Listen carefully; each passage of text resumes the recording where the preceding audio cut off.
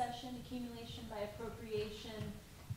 Before we get started, I want to make an announcement that Michael Kleinaud is going to be speaking from the University of Bonn, is going to be speaking in the Indigenous Ecologies and the Natures of Injustice panel.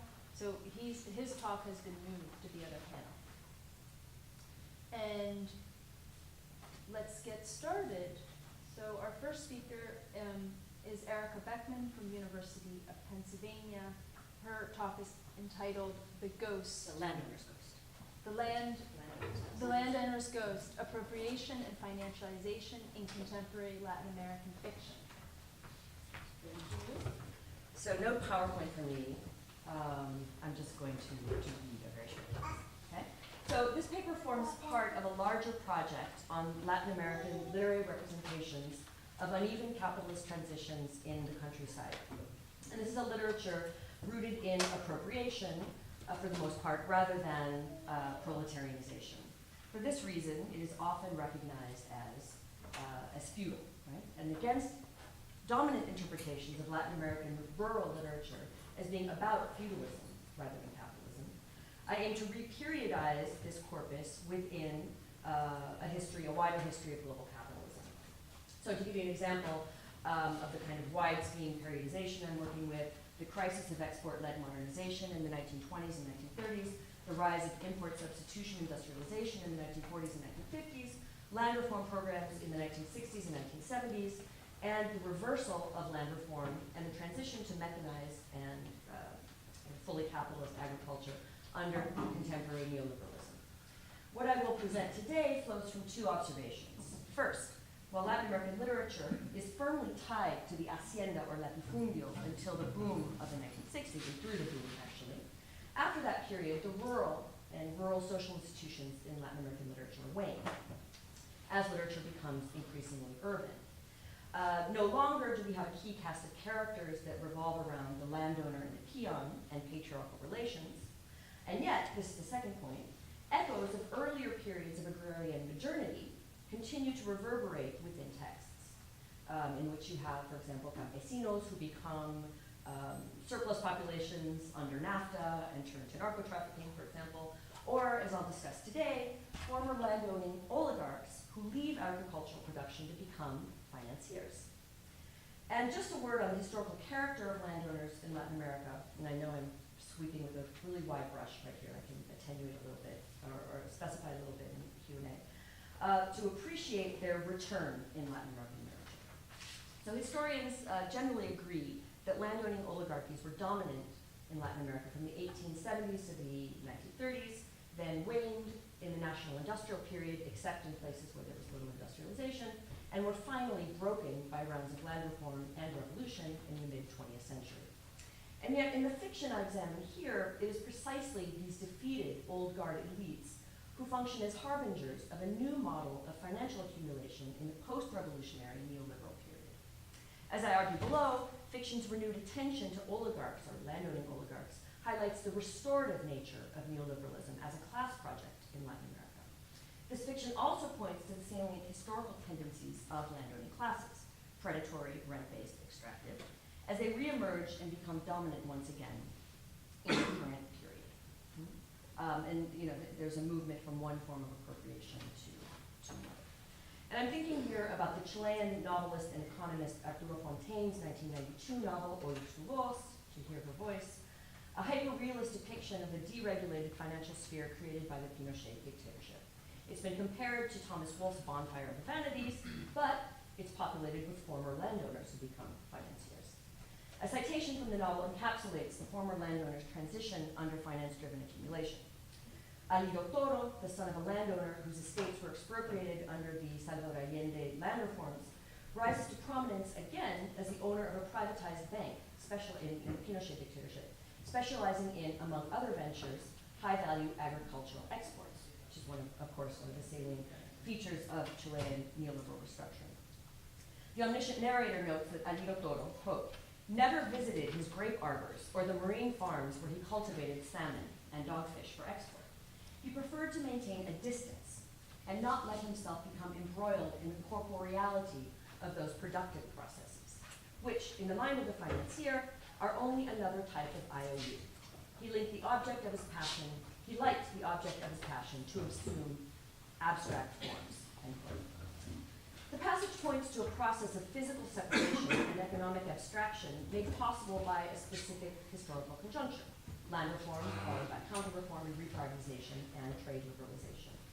The former landowner remains involved in agricultural production, but at a distance, as agriculture, now dominated by flexible wage labor, itself becomes reorganized by the financial sector. This is, of course, not to say that Chilean landowners were not involved before in world markets. They rose to prominence through export markets in the mid-19th century. But the 1970s marks a break insofar as the former landowner leaves the latifundio to preside over production at a distance as a financier.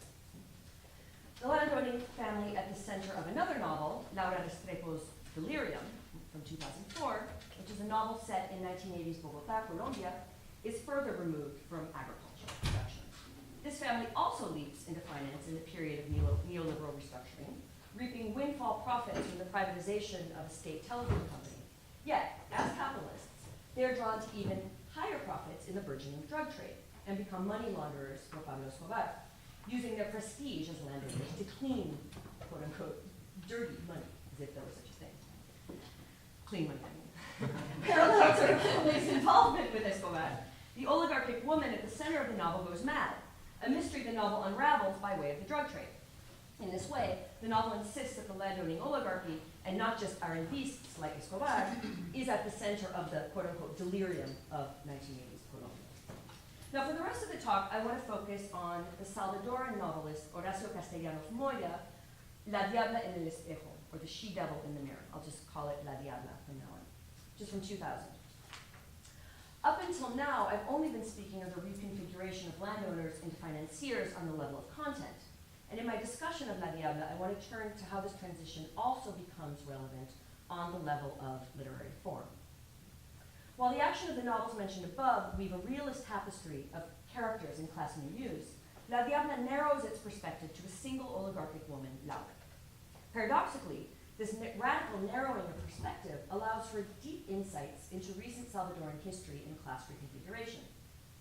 The action of the novel takes place in the 1990s, mid-1990s, shortly after the signing of the peace accords that ended a decade-long civil war between the Salvadoran state and leftist guerrillas. The premise is that Laura's childhood friend, Olga Maria, has recently been killed in her home by a hitman in front of her two young daughters. Opening immediately after Olga Maria's murder, the novel takes the form of a long monologue, as Laura addresses an unnamed female interlocutor addressed only as Niña, or girl, as she tries to make sense of Olga Maria's death. Each of the 9 chapters is composed by a single, uninterrupted paragraph of Laura's speech. Breathless, disorganized, and seemingly unhierarchized, her musings employ a highly feminized register of breathlessness and volubility, shifting direction several times in the space of a few lines. As an example, here is Laura in the first chapter, chatting at the wake as Olga Maria's cadaver arrives. Quote, "We were best friends, have been ever since we started at the American school. Imagine that, 23 years ago. Hi, finally, they're bringing her out. Come on, come with me, let's see how she looks. Look at those gorgeous flower arrangements. Marito's advertising agency sent them over. I told you that's her best dress. Don't you think she looks gorgeous? They did a good job on her. You can barely even see the hole in her head." End quote. So in this clear parody of oligarchic femininity, Laura is so taken by the makeup artist's success in covering the bullet in her best friend's head that she seems to forget for a moment that she is dead. As if remembering, Laura drops the vacuous chatter for a moment to note, "Son unos hijos de puta, habría que matarlos a todos." Those sons of bitches, those cowards, they should all be killed. The model of femininity parodied here and throughout the novel is simultaneously decorative and openly fascistic, a mixture that gives historical texture to a representation that might otherwise easily fall into casual sexism. For Laura is a gendered representative of a particular class formation, El Salvador's notorious 14 families, a name given to the handful of families that dominated the country's economy and politics for much of the 20th century. This oligarchy rose to prominence in the 19th century with coffee exports, and later other agro-exports such as sugarcane and cotton, presiding over one of the most unequal distributions of land in Latin America. After a peasant and communist-led insurgency in 1932, this class ran the state by military proxy for the next half-century to defeat any attempt at reform, earning them the reputation as one of the most reactionary oligarchies in the region, which of course is no small feat. During the civil war between socialists and the military, El Salvador's infamous ultra-right death squads emerged out of their ranks. Hence, the offhand manner in which Laura says they should all be killed should not be taken lightly, especially when couched in seemingly innocent chatter about her dead best friend's dress and hairdo. Now, I've cut apart, just to save time, on how this novel works with two literary genres. The first is that I read this novel as an inversion and or perversion of the most famous literary genre to emerge from Central America in the 1980s, testimonio, right? Testimonies like Rigoberta Menchú's, novels like Marion, Un Día en la Vida, A Day in Life, in which, in that novel, there's a recounting of peasant confrontations with the landowner, no? And in this novel by Castellanos Moya, there's no coming to consciousness, there's no rural, popular, indigenous, female, or it's a female subject, right? But it's an upper class subject. And it's basically a kind of anti-testimonial told from the perspective of the victors of the class struggle, right? And I think what Castellanos Moya is consciously working with that genre. It's a grotesque version. And the second genre that I discuss in a longer version of this paper is the detective genre, right? And the kind of return of the novela negra, or the crime novel in Latin America in the kind of post-revolutionary or counter-revolutionary period as a sign of ideological decentering, in which we no longer see a clear class struggle between, say, peasants and landowners, for example, as we do in the testimonial genre, but rather an inter-class oligarchic kind of struggle, right? That centers on crime within closed spaces. Okay. And so the novel generates a need for detection, right? Who killed Olga Maria, right? And so Laura's monologue focuses on Olga Maria's secret affairs with members of her closed social circle to provide clues to her novel, to her murder. The characters considered include a Spanish immigrant nicknamed Julio Iglesias, who works for Olga Maria's husband's advertising firm. Laura's own her ex-husband Alberto, the owner of an investment firm, and Ericka, a retail magnate and rising politician. And I want to focus on the character of Ericka because he's emblematic of the remaking of the Salvadoran oligarchy in the crucible of scorched earth, counterinsurgency, and economic liberalization. At Olga Maria's wake, Ericka arrives, and Laura reminisces about how he and her friend's high school romance, about their high school romance. And she says, they would have made the perfect couple, both so good looking. But today, he is a powerful politician, rumored to be named a candidate for the presidency soon. Laura said that he had no choice but to get involved in politics, and I'm quoting here. It was because they took all of his family's fincas, I remember it well, my dear, right at the beginning of the war. Ericka was up there with Major Le Chevalier, standing up against the communists. He hasn't had anything handed to him on a silver platter. On the contrary, that man has worked like a dog to get where he is. That's why Don Federico lent him a hand, end quote. So here, it is paradoxically agrarian reform in El Salvador carried out by the military regime as a last-ditch hedge against socialist rebellion, to the ire of landowners, that allows the landed oligarchy to remake itself under a new model of accumulation. First, during the war, Ericka joins Le Chevalier, which is a thinly veiled reference to Roberto Dixon, the ultra-right founder of death squads and the political party Arena, to fight against communism. Once the peace arrives, he cloaks himself in the legitimacy of electoral democracy and takes full advantage of opportunities to accumulate in the privatized and deregulated market.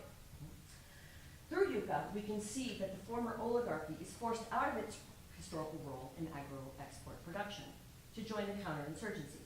The historical conjuncture arising in the aftermath of counterinsurgency does not open onto the oligarchs' return to export agriculture, however, but instead onto non-productive ventures like retail, advertising, insurance, real estate, and most important, finance. The oligarchy in La Diabla has all but abandoned coffee, the commodity that had come to define this class historically. As Laura remarks, quote, owning coffee plantations just isn't what it used to be, end quote. And so the landowners of her milieu sell the farms to invest the profits in the financial sector, namely an investment firm managed by Laura's ex-husband Alberto, with whom Laura discovered Olga Maria also had an affair. This investment firm, named Finapro, serves as a referent for a major shift toward financial accumulation in the Salvadoran economy. After the war, massive U.S. military spending in the 1980s, coupled with the privatization of previously state-owned banks, provided ample opportunities for the oligarchy to abandon export agriculture for good. The oligarchy, unmoored from land and agricultural production, is best figured in La Diabla as a group of investors in a Ponzi scheme. This attests the incestuous character of the elite as they make a new leap into transnational finance. It also attests to the fact that this class, in selling off coffee farms, has largely abandoned agricultural production itself. A startling statistic illustrates this shift. According to one estimate, in 1978, 81% of foreign earnings came from the agro-export sector, 81%. But in 2004, this had been reduced to a mere 5% of foreign earnings, while worker remittances had come to occupy 70%, thus becoming the new pillar of the Salvadoran economy. Herein lies another secret of the oligarchic turn toward finance in the 1990s. In the post-war period, windfall profits from the privatization of banks greased the wheels of an emerging financial complex while, as a direct result of scorched earth counterinsurgency and austerity, masses of workers, many of them former peasants, were expelled into labor markets in the United States, the country that financed the war. And while the source of the money is not directly represented in this novel, migrant worker remittances are present in ghostly form in their conversion into the fictitious capital. And so the role of the reconstituted oligarchy represented in La Diabla becomes even more perverse. If this were possible, wherein direct control over workers via the patriarchal agricultural economy morphs into a transnational arrangement wherein the oligarchy skims profits from the labor of its scorched earth campaigns and austerity programs expelled from the country. This deep and perverse history is itself present in Laura's own voice, which serves as a temporal bridge between the Cold War and the neoliberal present. The Cold War strains of Laura's voice give way, in turn, to a voice that bridges a transition from an economy rooted in export agriculture to one dominated by circulation, in which production seems to all have but disappeared. And in a companion novel to Diabla, which is called El Arma del Hombre, The Arm and the Man, which is also a kind of anti-testimony narrated by the hitman who killed Olga Maria, it is revealed that the only productive venture in which the oligarchy is involved is poppy production. So it's actually narco trafficking, right? That's what they grow now. So in La Diabla, financialization presents opportunities but also dangers, as present in the collapse of the investment firm. After the chapter in which she convinces herself that she has discovered the true case of her friend's death, Laura becomes increasingly paranoid and unhinged. Her long-winded and meandering musings give way to short staccato sentences enclosed by multiple exclamation points, in which she becomes convinced that Olga Maria's killer is outside of her door. In the following and final chapter, The Clinic, we find out that Laura has been interned for a paranoid schizoid episode, as we learn that the friend she has been addressing throughout the novel doesn't exist. This resolution frustrates the aim of the detective genre. We don't find out who killed Olga Maria. This seems impossible to know given the opacity of social relations in the current era, an opacity that is linked at once to the previous era of brutality, despots and counterinsurgency, and to the mysteriousness of transnational financial operations in the contemporary era. Laura's voice bridges these two moments, a work of suturing that can only be expressed as madness and paranoia. Unmoored from family, from land, and from production itself, the oligarchy looks at itself as if in a shattered mirror, reflecting the distorted image of Laura. This image, in turn, is one that emerges from ongoing processes of social disintegration. By restricting the novel to the narrow focus of a self-cannibalizing oligarchy, Castellanos Moya allows us to see how the unending depredations visited upon El Salvador today, high murder rates, rampant poverty, massive forced migration, are themselves perpetrated by a specific class structure within a longer history of appropriation. Thank you.